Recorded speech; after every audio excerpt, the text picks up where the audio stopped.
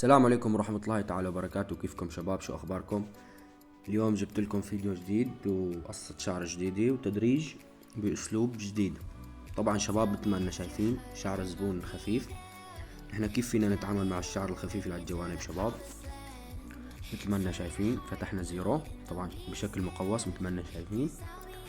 بنبلش ننظف مظبوط.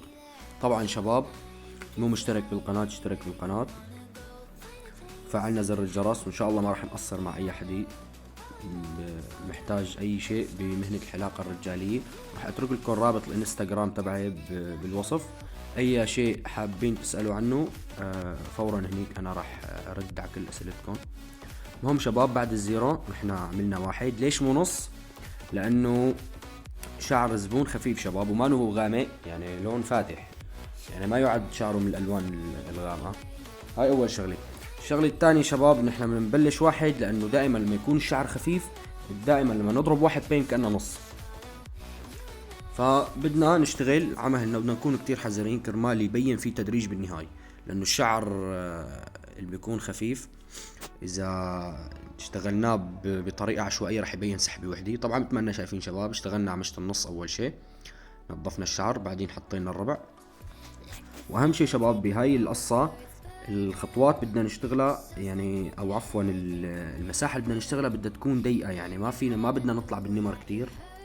الزيرو بدنا نكسره بأرضه، النمر كلها بدنا نعطيها مساحة ضيقة، ما بدنا نكبر المساحة لأنه برجع بقولكم الشعر خفيف، فنحن ما فينا نعلي النمر كرمال ما يبين الشعر سحبة وحدة كله، أو إنه ما في تدريج أو التدريج مو كتير مبين. فنحن بدنا نشتغل نكون حذرين. طبعا شباب مثل ما شايفين رفعنا المنويل على الزيرو عم بلش نشتغل شوي شوي. بدنا نكون برجع بذكركم شباب بدنا نكون كتير حذرين وكتير دقيقين. طبعا هلا شباب لابد انه نحن نرجع للاكسترا. طبعا بطرف الماكينة بدنا نشتغل. هلا شباب بنجيب مشط 2 وبنطلع فيها تقريبا اصبع، ما بنطلع كتير، بهاي الطريقة ما لنا شايفين شباب كيف الاثنين على الشعر الفاتح كيف بين كأنه واحد. لهيك دائما بعد الزيرو بنبلش واحد اذا كان الشعر خفيف. طبعا مثل شايفين حطينا مثل 1.5. وبدنا برجع بذكركم شباب بدنا نشتغل على العلامة الزيرو اللي علمناه بالبداية، يعني بدنا نمشي بشكل مقوس بكل النمر. هلا بنحط مشط واحد بننزل منويل على النص، كمان بدنا نشتغل. ملاحظين معي كيف شباب عم نشتغل بأرضه للحرف، ما عم نطلع فيه أبدا. طبعا يعني بدنا نكون كتير حذرين كتير دقيقين لأنه الشعر خفيف شباب، يعني أي ضربة أو أي حركة غلط راح يبين في مكان فاتح بالألوان الغامقة، وراح يصير عليك صعب إنك أنت تتفادى هذا الخطأ. المهم شباب رفعنا المنوين على الواحد كمان عم نشتغل ما لنا شايفين. هلا شباب اجباري نحنا بده يرجع يطلع معنا هذا الخيال او هذا الخط. طبعا نحنا نزلنا النص او ربع، شايفين معي كيف نبلش ندق ودائر. طبعا بهاي الطريقة بطريقة الدمج نحنا ما فينا نشتغل فيه كأنه عم نعلم او بس هيك بأرضه، لا بدنا نشتغل وبدنا نكون كتير عرفانين يعني ندمج مزبوط.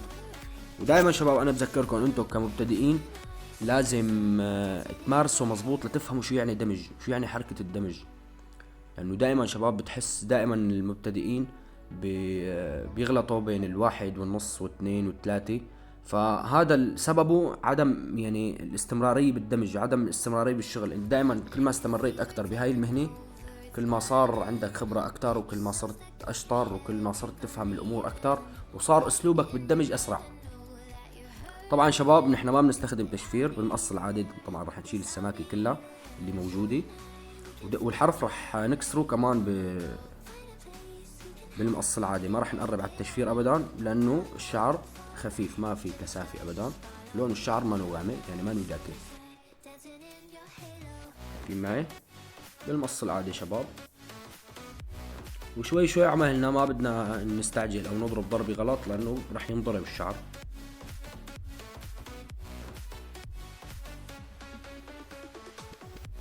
شايفين النتيجة شو حلوة، وطلع فيه تدريج وفيه تناسق. بس شرط بدنا نشتغل النمر بأرضه يعني، وبدنا نكون يعني حذرين. انت كمبتدئ ممكن يصير معك كتير اخطاء وممكن تخاف، معلش لا تخاف، دائما قوي قلبك واشتغل ولا تخاف. يعني هي المهنة بدها ممارسة، وهي المهنة ما في إلى حد معين، دائما كلياتنا بحاجة تعليم، وكلياتنا قد ما تطورنا دائما بيكون لسه ناقصنا كتير. فدائما انت اشتغل وطور من نفسك، انت كمبتدئ اشتغل وطور من نفسك، حتى لو اجاك شعر، حتى لو اجاك زبون اصلا، معلش اشتغل وشو ما كان وحاول، المهم انك انت تحاول. وهي هي النتيجة النهائية شباب. بتمنى تكونوا استفدتوا من شرح اليوم، والمو مشترك بالقناة اشترك بالقناة شباب. السلام عليكم ورحمة الله تعالى وبركاته. كان معكم الكوافير رام.